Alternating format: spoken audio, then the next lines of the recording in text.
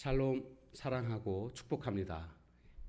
자, 오늘 함께 나눌 말씀 본문은 누가복음 23장 26절에서 43절까지 말씀이 되겠습니다. 그들이 예수를 끌고 갈 때에 시몬이라는 구레네 사람이 시골에서 오는 것을 붙들어 그에게 십자가를 지워 예수를 따르게 하더라. 또 백성과 및 그를 위하여 가슴을 치며 슬피 우는 여자의 큰 무리가 따라오는지라. 예수께서 돌이켜 그들을 향하여 이르시되 예루살렘의 딸들아 나를 위하여 울지 말고 너희와 너희 자녀를 위하여 울라. 보라, 날이 이르면 사람이 말하기를 잉태하지 못하는 이와 해산하지 못한 배와 먹이지 못한 젖이 복이 있다 하리라. 그때에 사람이 산들을 대하여 우리 위에 무너지라 하며 작은 산들을 대하여 우리를 덮으라 하리라. 푸른 나무에도 이같이 하거든 마른 나무에는 어떻게 되리요 하시니라. 또 다른 두 행악자도 사형을 받게 되어 예수와 함께 끌려가니라. 해골이라 하는 곳에 이르러 거기서 예수를 십자가에 못 박고 두 행악자도 그렇게 하니 하나는 우편에 하나는 좌편에 있더라. 이에 예수께서 이르시되 아버지 저들을 사하여 주옵소서 자기들이 하는 것을 알지 못함이니이다 하시더라. 그들이 그의 옷을 나눠 제비 뽑을새 백성은 서서 구경하는데 관리들은 비웃어 이르되 저가 남을 구원하였으니 만일 하나님이 택하신 자 그리스도이면 자신도 구원할지어다 하고 군인들도 희롱하면서 나와 신포도주를 주며 이르되 내가 만일 유대인의 왕이면 내가 너를 구원하라 하더라. 그의 위에 이는 유대인의 왕이라 쓴 패가 있더라. 달린 행악자 중 하나는 비방하여 이르되 내가 그리스도가 아니냐 너와 우리를 구원하라 하되 하나는 그 사람을 꾸짖어 이르되 내가 동일한 정죄를 받고서도 하나님을 두려워하지 아니하느냐. 우리는 우리가 행한 일에 상당한 보응을 받는 것이니 이에 당연하거니와 이 사람이 행한 것은 옳지 않은 것이 없느니라 하고 이르되 예수여 당신의 나라에 임하실 때에 나를 기억하소서 하니 예수께서 이르시되 내가 진실로 내게 이르노니 오늘 내가 나와 함께 낙원에 있으리라 하시니라. 아멘.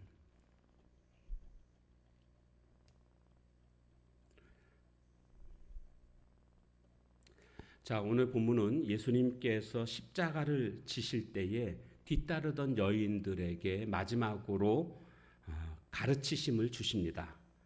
그리고 또 십자가에 달리셨을 때에 나를 기억해 달라는 한평 강도의 믿음을 보시고 그를 구원해 주시는 것이 오늘 본문의 내용입니다.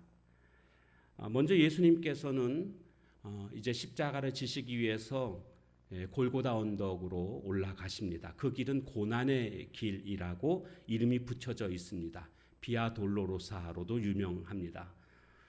그 길은 예루살렘에서부터 약 1200m 정도 됩니다. 400m는 내리막길이고 800m는 오르막길로 구성되어져 있습니다. 예수님이 십자가를 지고 가셨는데 그 십자가 무게는 보통 한 20kg에서 30kg 정도 나가는 무게였다고 합니다.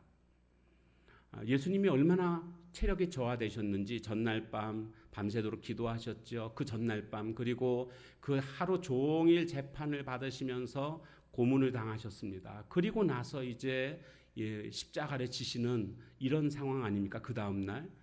그렇기 때문에 예수님은 체력이 저하될 대로 저하된 그런 상황이었습니다. 그래서 예수님이 십자가를 지고 가시다가 쓰러지시고 또 쓰러지시고 이렇게 14번 쓰러지셨다고 전승에 의하면 알려져 있습니다. 그런데 전승에 의하면 5번째에 쓰러졌을 때에 도저히 더 이상 십자가를 지고 올라갈 수 없다고 판단해서 구레네 사람 시몬에게 예수님의 십자가를 대신 지고 올라가게끔 했다라고 전해져 내려오고 있습니다. 그리고 6번째부터는 십자가가 없었지만 그래도 예수님은 쓰러지실 수밖에 없을 만큼 체력이 완전히 저하되어 있는 그런 상태였습니다. 그런데 울면서 따라오는 이 여인들을 향하여서 예수님께서 뭐라고 말씀하셨습니까? 나를 위해 울지 말고 너희와 너희 자녀를 위해 울라. 28절에 보면 예수님이 이렇게 말씀하십니다. 이 말씀의 의미는 뭡니까?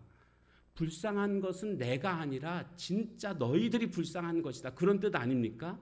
왜요? 이것은요, 이제 앞으로 예루살렘의 멸망으로 말미암아 당할 그 고통이 너희들에게 임할 것이고, 또 너희들의 아들들은 전쟁터에 나가서 싸우다가 죽게 될 것이기 때문에 지금 너희들을 위해서 울라, 이렇게 말씀해 주신 것입니다.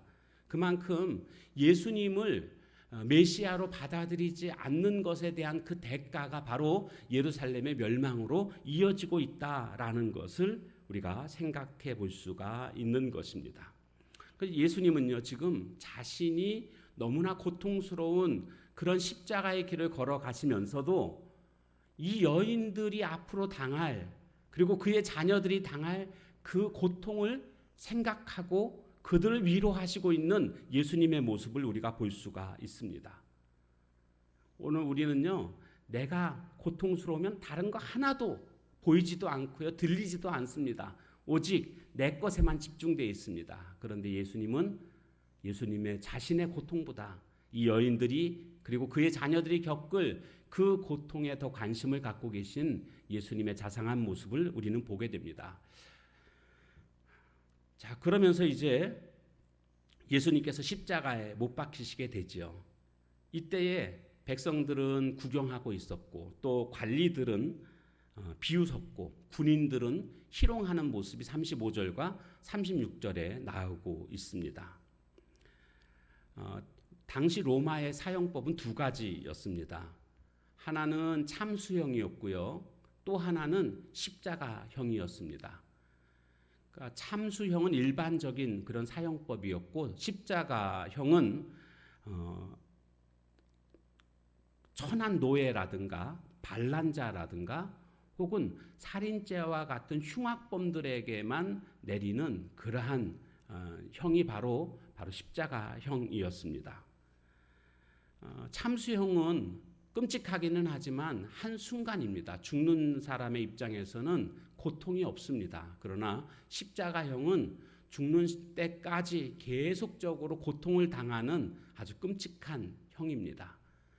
때로는 장례를 지내게 시신을 내어주기도 했지만, 또 어떤 때는요, 그냥 십자가에 매달아 놓고 새들의 먹이가 되도록, 사람들이 보면서 계속 그 사람을 욕하도록 이렇게 하는 아주 처참한 그런 사형 집행 제도가 바로 십자가형이라는 것을 알 수가 있습니다.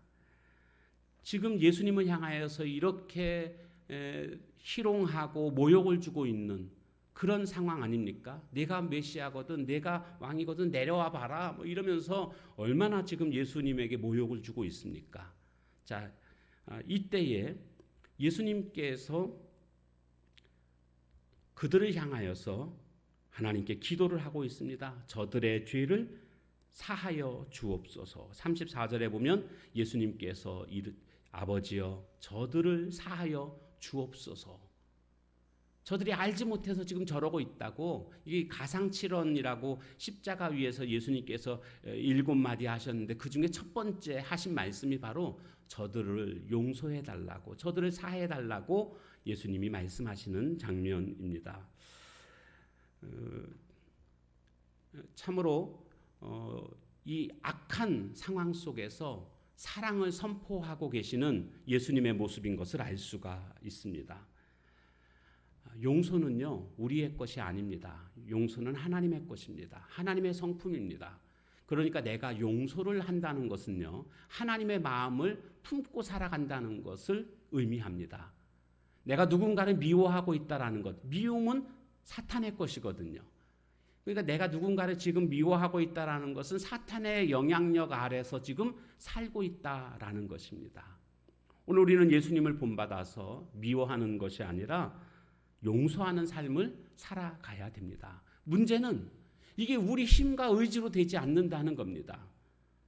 용서는 정말 내 힘으로는 불가능하다는 것을 우리는 철저히 깨닫게 됩니다. 그럼 어떻게 해야 되겠습니까? 하나님이 주시는 힘으로만 용서할 수 있다라는 겁니다. 그러기 위해서 어떻게 해야 되겠습니까? 기도해야 됩니다. 용서할 수 있게 해달라고 하나님께 기도하게 되면 기도를 통해서 하나님이 우리에게 용서의 마음을 주시는데 바로 그것이 바로 성령의 선물이라고 할 수가 있습니다. 혹시 미워하는 사람이 있습니까? 하나님 앞에 기도해 보십시오. 정직하게 그리고 진실되게 하나님 내가 사랑할 수 있는 자가 되게 해달라고 용서할 수 있는 힘을 달라고 주님께 간절히 기도하면 주님께서 그렇게 할 수 있도록 이끌어 주시는 것을 우리는 경험하게 될 줄로 믿습니다. 그런가 하면 이제 이 십자가에서 예수님만 달린 게 아니라 두 명의 제수도 좌우편에 함께 달리지 않았습니까? 그 중에 한 명은 예수님을 향하여서 조롱을 합니다. 당신이 그리스도이면 당신과 우리를 좀 구원하라. 이게 39절에 보면 이렇게 예수님을 향하여서 또 조롱을 하고 있습니다. 자, 이때에 또 다른 한편의 강도는 그렇게 하지 말라고, 우리들은 죄가 있어서 지금 십자가에 달렸지만 저분은 죄도 없으신 분인데 그렇게 해서는 안 된다. 그러면서 그가 이렇게 예수님에게 요청을 합니다. 42절에 보니까 예수여 당신의 나라에 임하실 때 나를 기억하소서, 나를 기억해 달라고 예수님께 요청을 합니다. 그러자 예수님께서 어떻게 대답하시는가 보십시오. 예수께서 이르시되 내가 진실로 내게 이르노니 오늘 내가 나와 함께 낙원에 있으리라. 이렇게 예수님이 말씀하십니다. 여러분, 회개는 너무 늦은 때가 없습니다. 내가 마음을 먹었습니까? 내가 잘못한 것을 지금 당장 인정하고 주님 앞에 용서를 빌면 주님은 즉시로 은혜를 베푸셔서 회개에 대해서 죄를 씻어주시는, 마치 아무것도 없었던 것처럼 과거를 묻지 않으시고 그냥 용서해 주시는 그런 주님이심을 우리는 발견하게 됩니다. 그래서 예수님께서 뭐라고 말씀하셨습니까? 오늘 내가 나와 함께, 오늘 지금 바로 지금 십자가에 매달려 있는 그 시간 얼마 되지 않지 않습니까? 짧은 시간에 그는 예수님에 대한 새로운 마음을 품게 됐습니다. 이분은 진짜구나, 이분은 메시아구나. 그는 그렇게 깨달은 것입니다. 죄가 없으신 분, 그 분을 향하여서 오늘 기억해 달라고, 나를 기억해 달라고 요청하자 예수님의 대답은 오늘입니다. 오늘 내가 나와 함께 낙원에 있게 될 것이다. 돌이킬 때에 주님은 즉시 은혜를 베푸셔서 용서해 주시는 그런 주님이심을 우리는 보게 됩니다. 바로 오늘 우리들이 그 어떤 죄를 지었다 할지라도 주님 앞에 나와 회개함으로 말미암아 우리가 죄 사함을 받은 줄로 믿습니다. 우리는 이 죄 때문에 매여 가지고 참된 자유를 누릴 수가 없었습니다.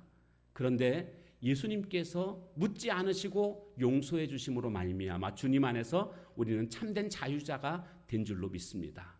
오늘도 이 주님의 십자가를 바라보며 주님께서 내 죄를 용서해 주신 것을 우리가 기억하고 참된 자유함을 누리며 또 거기에 앞서서 주님의 그 희생도 묵상하며 그 사랑을 묵상하며 우리가 살아가는 저와 여러분이 다 되시기를 주님의 이름으로 축원합니다.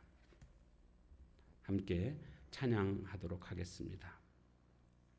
1000번을 불러봐도 함께 찬양합니다.